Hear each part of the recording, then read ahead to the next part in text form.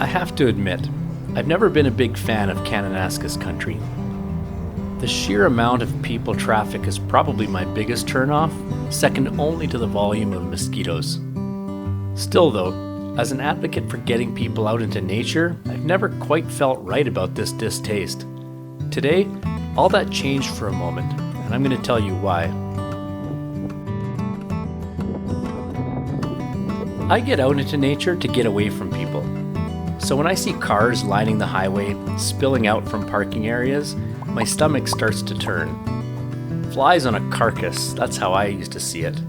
My go-to strategy is to go places so godforsaken that no one in their right mind would want to go. Dirty scree, cliffy cliffs, exposed knife-edge ridges, exciting barriers that give me passage to untouched land. Kananaskis is not most of those things. Access is generally easy and views are abundant. Today, hundreds coated the trails into Poke-Terra Cirque.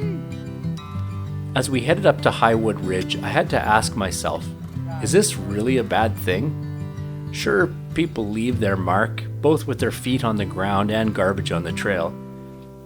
But what mark is left on the human? What do we gain from nature? Is that worth the trade-off?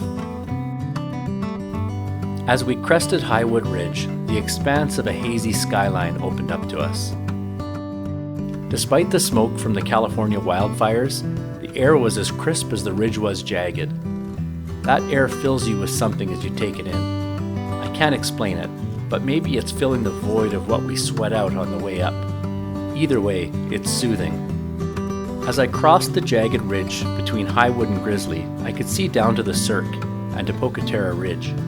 People crawling down below like ants made me glad I was up here, where we only ran into about 15 people. For the record, that's about 15 more than I usually prefer. Highwood Ridge follows a pretty clear trail up, about 1.5 kilometers from the parking lot. Staying mostly on ridge should get you there with ease. The connecting ridge to Grizzly has a more faded trail, but staying near the top will take you where you need to go.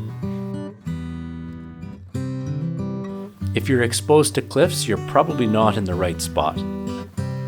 Once on Grizzly, the trail follows clear switchbacks down to the pass below Tyrwhitt.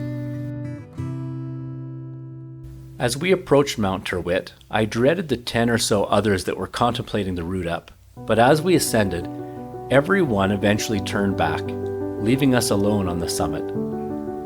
That's when it all started to sink in. The sadness that they wouldn't get to soak in the fruits of their labor. The views they wouldn't see, the amazement that their meat on bone could carry them to those heights, all on just a banana or a granola bar for fuel.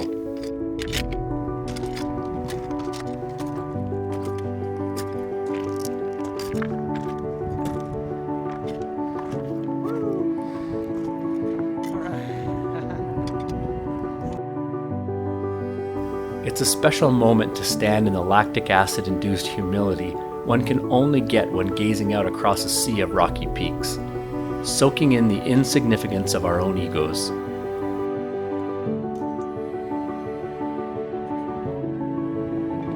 Tyrwhitt, Mount Tyrwhitt. Welcome to the summit of Mount Tyrwhitt. Hopefully this wind isn't too bad, because it's pretty stiff wind up here, but it's beautiful. You can see Kananaskis Lakes, you can see the Elk Lakes.